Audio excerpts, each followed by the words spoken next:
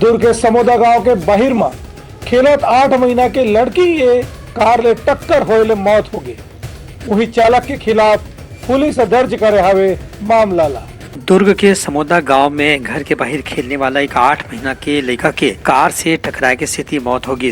ये मामला में दुर्ग के नगर पुलिस अधीक्षक मणिशंकर चंद्रा बताई कि जेवरा सिरसा के तीरमा समोदा गांव के बाहर में एक व्यक्ति सुभाष जोशी है अपन लड़का ला लेके बाहर में बैठे रही।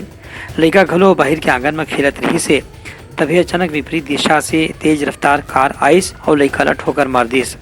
लड़का के पिताजी है तत्काल अस्पताल ले गिस, जहां डॉक्टर मन लड़का ला मृत घोषित कर दीन। चालक मुकेश देशमुख के खिलाफ गैर इरादतन हत्या के केस दर्ज करके जांच शुरू कर दी गई है। दुर्ग में जेवरा सिरसा चौकी के अंतर्गत समोदा मोड़ के पास एक व्यक्ति अपने 8 माह के बच्चे के साथ खेल रहा था। जो बच्चा है वो खेलते खेलते सड़क में चले गया था, जिसमें उसकी एक्सीडेंट हो गई और उस एक्सीडेंट के दौरान उसकी मौत हो गई है।